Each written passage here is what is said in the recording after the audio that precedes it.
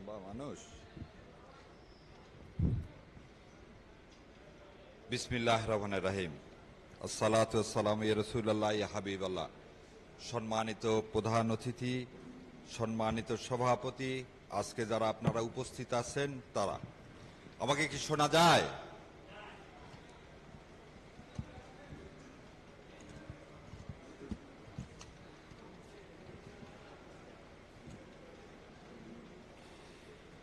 এই ছবিটা আমাকে দুইটা জিনিস মনে করায় দিচ্ছে। এক, উত্তরবঙ্গের মানুষ সহজ সরল হয় এবং আমি উত্তরবঙ্গের মানুষ, সেজন্য গর্ববোধ করতেছি।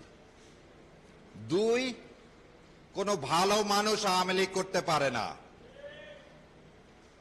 কোনো ভালো মানুষ আওয়ামী লীগ করতে পারে না, কারণ যাকে এই ছবিতে দেখতেছেন উনি কিন্তু ছাত্রলীগ করতেন, উনি ভিপি ছিলেন, কিন্তু আওয়ামী লীগের আমলে আওয়ামী লীগের দুর্নীতির প্রতিবাদ করাতে ৭৪ সালে ওখানে কারাবন্দী করা হয়। তার মানে এর পরবর্তীতে আপনারা সবাই মিলে দেখেন, শাহ মুয়াজ্জেম কে ছিলেন? ছাত্রলীগের সভাপতি ছিলেন। মিজানুর রহমান কে ছিলেন? এবং আপনাদের মাধ্যমে আর একটা জিনিস বলি, ৬২ সালে শেখ মুজিবুর রহমানের জেল হয়েছিল দুর্নীতির দায়ে, জানেন আপনারা? কোন ইতিহাসের বই এটা পাবেন না। একটা দুর্নীতিবাজ যখন এদেশের রাষ্ট্র ক্ষমতা গ্রহণ করে, তখন তার মাথায় দুর্নীতি ছাড়া আর কোনো কিছু থাকে? তখন ওই রক্ষী বাহিনীর সময় এই ছবি যাকে দেখতেছেন, সেই সময় প্রতিবাদ করাটাও ছিল কি চরম দুঃসাহসিক কাজ। সেই জন্য আমি আল্লাহর কাছে দোয়া করি যে আল্লাহ ওনাকে জান্নাতুল ফেরদৌস নসিব করুক। আমাদের সবাইকে এই ভয় ভীতির ঊর্ধ্বে রেখে আজকে একটা সুন্দর সোনার বাংলা তৈরি করতে চাই, যে বাংলাদেশে আজাদি হবে, গোলামে হবে না। এখন আমি কিছু জিনিস বলি। আজকে একটু আগে আমার ভাই কর্নেল ভাই বলে দিলেন যে শহীদ রাষ্ট্রপতি জিয়াউর রহমান, তার সন্তান আজকে বাংলাদেশের প্রধানমন্ত্রী। আমি যদি তাকে জিজ্ঞাসা করি, গত ১৭ বছর আমরা বাংলাদেশের জনগণ যে অত্যাচার, গুম খুম এগুলোর কি হয়েছে, সম্মুখীন হয়েছি, সেটা কার জন্য জানেন? যখন তারেক জিয়ার বিরুদ্ধে মামলা হলো, ওনাকে জেলে নিয়ে যাওয়া হলো এবং ওনার উপর অমানবিক, আমি আবার বলে দিচ্ছি, অমানবিক নির্যাতন করা হলো, যে নির্যাতন এই সংবিধানে নাই। ওনার মাজা ভেঙে দেওয়া হলো, এই সংবিধানে নাই। কোকোকে নিয়ে যাওয়া হলো, অত্যাচার করা হলো, এই সংবিধানে নাই। ওনার মা, আমাদের আপসীর নেত্রী, উনি একজন মা। তো আপনারা এখনো খেয়াল করে দেখবেন, হুইল চেয়ারে বসে আছে এয়ারপোর্টে কিন্তু তারেক জিয়া, এবং দাঁতের উপর দাঁত কামড় দিয়ে এইভাবে আছে, ব্যথার চোটে। এবং বেগম জিয়া সেই সময় আপোষ করলেন, আওয়ামী লীগের হাতে ক্ষমতা দিলেন এই দুই সন্তানকে বাঁচানোর জন্য। মাননীয় প্রধানমন্ত্রী, আপনি ভুলে গেছেন, আপনার জীবনের জন্য আজকে যত জুডিশিয়াল কিলিং, গুম খুম সবকিছু দেশের মানুষ সহ্য করছে, আপনার মায়ের সেদিন কি জন্যে? আপনার মাকে সেদিন নেত্রী মেনে। আপনি সেই মানুষ এসে প্রথমে একজনকে দাঁড় করায় দিচ্ছেন। শোনেন, একটা কথা আপনাদেরকে বলি, আমরা ছোটবেলায় ভাব সম্প্রসারণ পড়তাম। সে ভাব সম্প্রসারণ ছিল, কি যাতনা বিষে বুঝিবে কিসে, কবু আসি বিষে দংশিনী যারে। এই কথাটা কেন বললাম? ৭১ সালে ২৫শে মার্চ শেখ সাহেব কোথায় চলে গেলেন? পাকিস্তানে চলে গেলেন। ৯ মাস কি পাকিস্তান থেকে সে যুদ্ধ দেখছে? যুদ্ধ কিরকম ভাবে হয়েছে দেখা গেছে? না, সে ওর কাছ থেকে জেলখানায় কিছু সংবাদ পাইছে। তাজউদ্দিন সাহেব বাংলাদেশ থেকে চলে গেছে ২৫ তারিখ রাতে, যে কলকাতায় ছিল। তাহলে দুইজন মানুষ, স্বাধীনতা যুদ্ধে দুইজন মানুষ নেতৃত্ব দিল, শেখ মুজিবুর রহমান এবং তাজউদ্দিন। কি মতে? এই সংবিধান মতে। এখানে তো ইয়া নাই, কে প্রেসিডেন্ট জিয়াউর রহমানের নাম নাই। তাহলে এই সংবিধান যদি ঠিক হয় তাহলে যুদ্ধের নেতৃত্ব দিল কে? দুইজন লোক। কে কে দুইজন লোক? শেখ মুজিবুর রহমান আর তাজউদ্দিন, যে দুইজন সামনে থেকে কোনো নেতৃত্ব দেয়নি। আজকে এই সংসদে দাঁড়িয়ে যারা জুলাইকে বলতেছে জুলাই অক্ষরে অক্ষরে পালন করবে, এই দুটা লোকও এই দেশে ছিল না এই আন্দোলনের সময়। একজন ছিলেন লন্ডনে আর একজন ছিলেন শিলংয়ে। সেই জন্য আমি বললাম কভু আসি বিষে দংশিনী যারে। আরে আপনি তো ছিলেনই না, আপনি দেখছেন, তা আপনি কিভাবে বুঝবেন এই ব্যথাটা? সেই জন্য আপনার কাছে মনে হয়েছে কি কনস্টিটিউশনটায়, এই সংবিধানটার জন্য হয়তো আমরা লড়াই করছি, ওই জন্য আপনি আবার গোলায় ফেলছেন। 90 সালকে আপনি কি করছেন যে এই বিপ্লবের সাথে তুলনা করতে যাচ্ছেন। আমি মাঝে মাঝে ভাবি যে বিএনপির সৌভাগ্য যে আল্লাহ আমাকে সংসদে রাখেনি। কারণ কালকে যে মিথ্যাচার করা হলেন, মিথ্যাচারটা কি? উনি বললেন যে সংসদ কি সার্বভৌম, তারা যে কোনো আইন তৈরি করতে পারে। ভাই তাই যদি পারেন কালকে সুপ্রিম কোর্ট বন্ধ করে দেন, আমরা অন্য প্রফেশনে চলে যাই। এই কনস্টিটিউশনে বলা আছে আইন বৈধ না অবৈধ এটা দেখার একমাত্র ক্ষমতা কার? সুপ্রিম কোর্টের। আপনি উঠে বলতেছেন যে না, আমরা যা বলবো সেটাই আইন, সুপ্রিম কোর্টকে। অতএব পঞ্চদশ সংশোধনের কথা বলে বেগম খালেদা জিয়া, আল্লাহ ওনাকে বেহেশত নসিব করুক, এই সংবিধান ফেলে দেওয়ার কথা যে বললেন, ওনাদের কথা ছিল পঞ্চদশ সংশোধনীতে যেসব করা হয়েছে সেই কারণে সংবিধান ফেলে দিতে বলা হয়েছে। এখন সেই সংবিধান আমরাই কি করব? আমরাই অ্যামেন্ডমেন্ট করব। আমরা সংস্কার করব না, আমরা কি করব? অ্যামেন্ডমেন্ট করব। অ্যামেন্ডমেন্ট পরিবর্তন আর সংস্কারের মধ্যে একটু পার্থক্য আছে। আবার ওনারা আবার এই পরিবর্তনটা করতে চায় কি, একটা শরীর রাখবে, মাথা রাখবে না। মাথাহীন দেহের কোনো মূল্য আছে? মূল্য নাই। এই যে একটু আগে ভাই আসছিলেন আপনাদের সামনে দাঁড়ায়, ওনারা কেন গুম কমিশন কে কেন এই অধ্যাদেশকে বাদ দিতে চাচ্ছেন? তাহলে ওনাদের নিশ্চয়ই কোনো উদ্দেশ্য আছে, যে দাদারা ওনাদেরকে ক্ষমতায় বসাইছেন তারা হয়তো বলছেন তোমরা করো কি, গুম আরো গুম করতে হবে তো সামনে। ওই জন্য মাননীয় স্বরাষ্ট্রমন্ত্রী বলছেন মবের নামে রাস্তায় নামতে দিব না। তাহলে একটার সাথে আর একটার সম্পর্ক দেখেন। এবার আমি আপনাদেরকে আর একটা দিকে নিয়ে যাই, সেটা হচ্ছে রাষ্ট্রের আমরা জনগণ এই সংবিধান অনুযায়ী মালিক। তাহলে আমি মালিক, তা আমি মালিক হয়ে আমি হাঁ ভোটে ভোট দিছি এবং 70% লোক হাঁ ভোটে ভোট দিছি। তাহলে আমি জনগণ, রাষ্ট্রের মালিক। আমি এখন মালিক হয়ে তুমি সরকার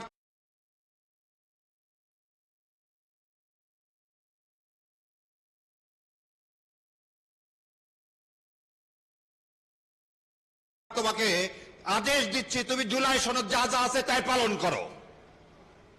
তা মালিকের কথা কি তুমি কি করতে পারো? অগ্রাহ্য করতে পারো? গভর্নমেন্ট, সরকার কি? সরকার জনগণের চাকর, একদম সহজ সরল কথা। চাকর যদি কি করে, মালিকের কথা না শুনে, সে চাকরে আপনি রাখবেন? রাখবেন না রাখবেন না? রাখবেন না। তাহলে আজকে আপনি মাননীয় প্রধানমন্ত্রী, আপনি সরকার, আপনি হচ্ছে জনগণের সেবক, আপনি সেই সেবক হয়ে মালিকের কথা শুনতেছেন না। মালিক কিন্তু আপনাকে ফেলে দিবে। মালিক কিন্তু আপনাকে ফেলে দিবে। কেন ফেলে দিবে? চলেন, আপনি আমাদেরকে বলছেন যা কিছু হয়েছে এখন পর্যন্ত সব সংবিধানের আলোকে, সব সংবিধানের আলোকে। ঠিক আছে, শেখ হাসিনা একটা ক্লিপ বের হয়েছে গত পরশুদিন। ওই যে ভাই বললেন ভাইকে গুম করা হয়েছে, আয়না ঘরে রাখা হয়েছে। আমি চাইছিলাম ভাই আয়না ঘরের বর্ণনা দেখ। আমি জানি না ভাইয়ের আয়না ঘরে সোফা সেট ছিল কিনা, লন ছিল কিনা, ভাইকে কি 3 বেলা, হাসিন ভাই আপনাকে কি 3 বেলা চাটা দিত? টিভি দেখার সুযোগ ছিল? তাহলে যদি সুযোগ থেকে থাকে তাহলে আমি বলবো যে হ্যাঁ সালাউদ্দিন সাহেব গুম হয়েছে। আর যদি এটা না হয়ে থাকে তাহলে হাসিনা যে কথা বলছে সালাউদ্দিনকে আমি কখন গুম করলাম? সালাউদ্দিনকে দোতলা বাড়িতে রাখলাম, সালাউদ্দিনকে দোতলা বাড়িতে। এটা শাহরিয়ার কবির আমি বলতেছি না, শেখ হাসিনা বলতেছে। তাহলে সালাউদ্দিন সাহেব কিভাবে গুম হলেন? যেভাবে কালকে মিথ্যাচার করে কিছু ছেলে পেলেকে আপনারা ছবি লাগায় জুলাই যোদ্ধা বানায় কি করছিলেন, সংসদের ওই ভিআইপি গ্যালারিতে বসাইছেন। কি তাজ্জব কথা, মানে কনস্পিরেসি একটা শেষ থাকতে হয়। ভিআইপিতে আমাদের মতো লোকেরা যায় বসবে, আপনি এক গাদা ছেলে পেলে নিয়ে গেলেন, নিয়ে যে পুলিশ দিয়ে, এবং আবার বলে দিচ্ছি আমার চোখের সামনের ঘটনা, পুলিশ দিয়ে তাদেরকে ঢুকালেন, ঢুকে আবার বললে দিলেন এই তুমি এই রোতে থাকো, এই রোতে থাকো। এই যখন ওই চিফ হুইপ কথা বলতেছে, পুলিশ ভিতরে দাঁড়াও দাঁড়াও দাঁড়াও, সবাই সামনে যাও। এই নাটক বন্ধ করেন, এই নাটক বন্ধ করেন। কালকে আমি নিজে মেঘনাতে ছিলাম, একদম পিছনে, কারণ আপনি আপনার তো ক্যাডার বাহিনীর সামনে বসায় রাখছেন, আমাদের মতো লোকের ইজ্জত দিবেন কেন? পৃথিবীর ইতিহাসে এটা বিরল, পৃথিবীর ইতিহাসে এটা বিরল। এবার আমি আপনাদেরকে একটা একটা করে কথা বলি, কোন সংবিধানের কোন ধারা আন্দোলনে এই গণ আন্দোলন হলো? কেউ কি বলতে পারবেন সংবিধানের কোন ধারার আন্ডারে এই গণ আন্দোলন হলো? সংবিধানের কোন ধারার আন্ডারে আপনি পুলিশকে মনরাস্ত্র দিলেন? সংবিধানের কোন ধারার আন্ডারে হেলিকপ্টার থেকে গুলি চালিয়ে ছোট ছোট বাচ্চাদেরকে শহীদ করা হলো? আচ্ছা, এটা না হলে গণ অভ্যুত্থান আপনি মানেন না, বিপ্লব মানেন না, খুব ভালো কথা। আপনি আমাকে বলেন সেদিন 5 তারিখে মাননীয় সেনাপ্রধান সংবিধানের কোন ধারার বলে আপনাদেরকে কোথায় সেনা প্রধানের অফিসে ডাক দিল, এবং সেই ডাকে আপনি ফখরুল সেখানে উপস্থিত হলেন। দয়া করে বলেন যে সংবিধানের কোন ধারায় আছে সেনাপ্রধান সমস্ত বিরোধী দলকে সেনানিবাসে ডাকতে পারে? আছে? নাই। আসেন, আপনি সেনাপ্রধান সবাইকে বলল চলেন সরকার গঠন করি, এটা সংবিধানে কোন ধারায় আছে? সংবিধানের ধারা আছে আর একজন প্রধানমন্ত্রী নির্বাচিত না হওয়ার আগ পর্যন্ত সেই প্রধানমন্ত্রী থাকবে। তাহলে আজকে আপনি প্রধানমন্ত্রী হলেন কিভাবে? তাহলে 29 সালের আগে তো নির্বাচন হওয়ার কোনো বিধান এই সংবিধানে নাই, তাহলে আপনি হলেন কিভাবে? এবার আরো একটা জিনিস বলি, আপনারা রাষ্ট্রপতির কাছে গেলেন, রাষ্ট্রপতির কাছে গিয়ে আপনারা তার সাথে আলোচনা করে কি করলেন? সংসদ ভেঙে দিলেন। সংসদ ভেঙে দেওয়ার জন্য এই সংবিধানে আছে প্রধানমন্ত্রীর সাথে আলোচনা ক্রমে তার অনুমতি ক্রমে সংসদ ভেঙে দিতে হবে।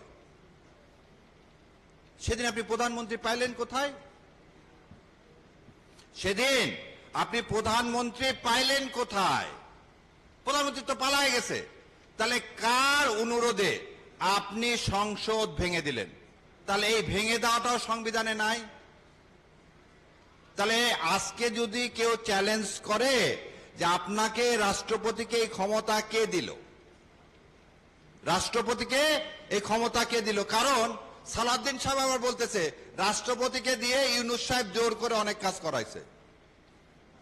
তাহলে রাষ্ট্রপতিকে দিয়ে সালাউদ্দিন সাহেব অনেক কাজ করাইছে, কিন্তু সালাউদ্দিন সাহেবের ভাসুর হয় কে জানেন?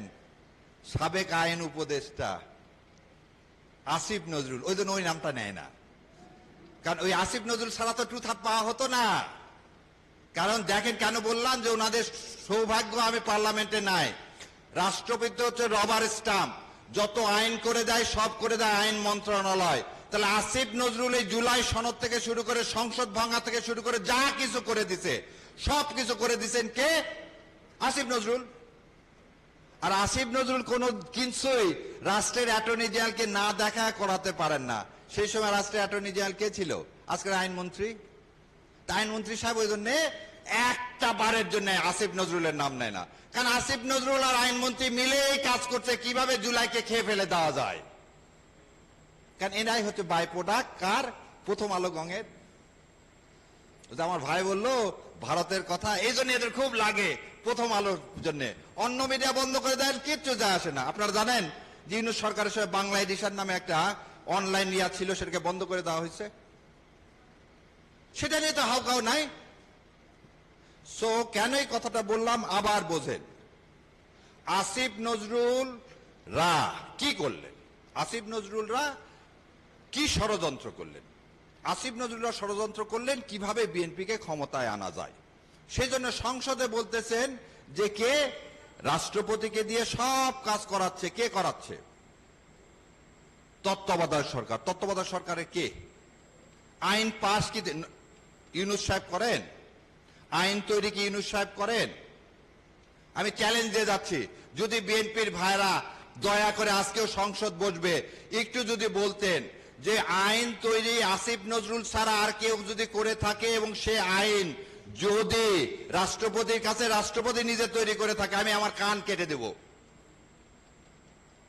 আর তার চেয়েও বড় কথা, সেদিন যেমন দুঃখ করে বলছিলেন যে 30 বছরের প্র্যাকটিস জীবন, কালকে আপনাদের এই ফ্রড দেখে মনে হয়েছে আমার এই ব্যারিস্টারি পড়া, আইন পড়া, রাষ্ট্রবিজ্ঞান পড়া, হাইকোর্টে প্র্যাকটিস করা সব অমূলক। জন সালাউদ্দিন সাহেব বললেন আপিলেট ডিভিশনের দরকার নাই, সব আইন আমরা বাতিল করে দেব। তার জব কথা। এই কথার একটা মিনিং আছে। আপনি তো দস্তখত করে এসছেন না? আজ পর্যন্ত কি বলছেন যে কার ইশারায় আমি দেশে আসলাম, কে আমাকে আসতে দেয়নি বলতে পারছেন? সে সৎসাহস তো আপনার নাই। কারণ আপনি দস্তখত করে আসছেন। কি দরখাস্তখত করে আসছেন? জুলাই সনদ বাস্তবায়ন হতে দিব না। জুলাই সনদ বাস্তবায়ন হতে দিব না। জুলাই সনদের মধ্যে যা যা আছে একটাও বাস্তবায়ন হবে না। কালকে ওনারা যখন বললেন 96টা কি বাস্তবায়ন হবে, আপনাকে একটা কথা বলি, আপনার সামনে সব খাবারের প্লেট রেখে দেওয়া হলো, আপনার মুখ আটকায় রেখে দেওয়া হলো, মুখে কাপড় দিয়ে পেঁচিয়ে আটকায় রাখা দেওয়া হলো, সামনে পোলাও, কোরমা, রোজ সব কিছু থাকলো। আপনি খেতে পারবেন? ভাই একটু শোনেন, খেতে পারবেন? আজকে এই জুলাই সনদের অবস্থা হচ্ছে তাই। জুলাই সনদের অবস্থা হচ্ছে তাই। গুম করে থাকেন, আমি নিয়ে আসছি গতকালকে, এখানে একটা বই ছিল, এটা হচ্ছে সংসদ থেকে রিপোর্ট দিছে। এই রিপোর্টে দেখেন, আমি ওই যে সবাই বলে আমি খালি বই নিয়ে যাই, কারণ ওনারা যা তো দাঁড়ায় বলে যাচ্ছে, যা ইচ্ছা বলে যাচ্ছে, আমরা একটু দেখা বলি। 3টা অধ্যাদেশ তারা বাতিল করে ফেলছে অলরেডি সংসদে না তুলে। কি কি অধ্যাদেশ? সচিবালয়, জাতীয় সংসদ সচিবালয়ে সুপ্রিম কোর্ট বিচারক নিয়োগ, সুপ্রিম কোর্ট সচিবালয় অধ্যাদেশ, সুপ্রিম কোর্ট সচিবালয় সংশোধন অধ্যাদেশ, এই 3টা বাতিল করে ফেলছে। দেখেন এবারে আসেন কি করছে, বাকি 16টা সংসদে এখনই বিল আকারে উত্থাপন করা হবে না। তুমি বলতেছো সংবিধান মানো, সংবিধানে বলা আছে, কি বলা আছে যে 30 দিনের মধ্যে, প্রথম সেশন থেকে 30 দিনের মধ্যে এই সমস্ত অধ্যাদেশকে আইনে পরিণত করতে হবে, না হলে সে আইনগুলো, অধ্যাদেশগুলো মৃত্যুবরণ করবে। যে তুমি এই 16টা অধ্যাদেশকে প্লেস না করলে এই 16টা অধ্যাদেশ কি হয়ে যাবে? মৃত্যুবরণ করবে। এখন দেখেন 16টা অধ্যাদেশে কি কি আছে। মানবাধিকার কমিশন, এই যে আমি বক্তব্য দিচ্ছি, এটা এই যে 12 তারিখের পর আর বক্তব্য দিতে পারবো না, তখন বলবে কি এই রাষ্ট্রের কি করতেছে, নিরাপত্তা বিঘ্নিত করতেছে। সুন্দর, আমাকে ওই যে ভাই যেখান থেকে বের হয়ে আসছে ওখানে আমাকে ঢুকায় দিবে। সেই জন্য মানবাধিকার কমিশন কোনোভাবে বাস্তবায়ন করা যাবে না। মানবাধিকার কমিশন বাস্তবায়ন করবেন না কেন? তার পক্ষে কি একটা কথা বলছেন? না। তারপর কি আছে দেখেন, তারপরে আছে হচ্ছে কি ব্যাংকের সংস্কার। আজকে বোধহয় কেউ আমার দেশ দেখলে দেখতে পারতেন 17টা ব্যাংকে কোনো টাকা নাই। আর আপনি বাংলাদেশ ব্যাংকের গভর্নর নিয়োগ করলেন কাকে?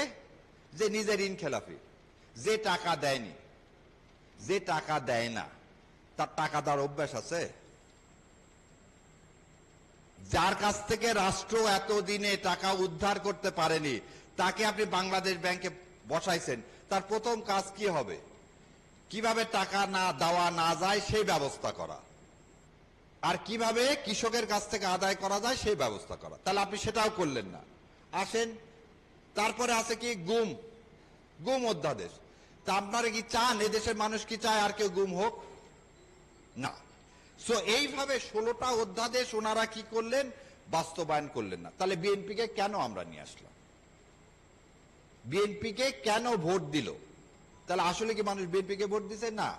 তাহলে বিএনপি ক্ষমতায় আসছে একটা পারপাস সার্ভ করার জন্য। সেই পারপাসটা হচ্ছে একটাই, সেটা আমরা বলছি, উদ্বুত্থান করছি, গণ উদ্বুত্থান করছি ইন্ডিয়ার আধিপত্যবাদের বিরুদ্ধে। আর বিএনপিকে বসানো হয়েছে ইন্ডিয়ার দাসত্ব করার জন্য। সো ইনশাল্লাহ যতক্ষণ এই দেহে প্রাণ আছে এই দাসত্ব মেনে নিব না, নিতে দিব না। এবং 12 তারিখে যদি ভালোই এই গণ উদ্বুত্থানের এই যে সনদ, জাতীয় সনদ যদি বাস্তবায়ন না করেন, তাহলে কিন্তু করুণ পরিণতি অপেক্ষা করতেছে। যেভাবে হাসিনার করছে, হাসিনা তো তাও দিল্লি ছিল, আপনার কিন্তু দিল্লি নাই। আপনাকে লন্ডন ফেরত যেতে হবে, আর লন্ডন এখন ফেরত দিবে কিনা তাও জানি না, কারণ আপনি তো চলে আসছেন, যাওয়ার পথ থাকবে না। তো বাংলাদেশে থাকেন, ভালোভাবে থাকেন। মা যে স্যাক্রিফাইস করে এই দেশের মানুষের জন্য, আপনার জীবন বাঁচানোর জন্য, সেদিন 2008 সালের সেই কারচুপি নির্বাচনকে মেনে নিছে, সেই কথাটাকে স্মরণ করে দয়া করে এই প্রশাসক যেগুলো নিয়োগ দিচ্ছেন, দলীয়করণ করছেন, এগুলো করা থেকে বন্ধ রাখেন। দেশের মানুষের মনোভাব বোঝেন।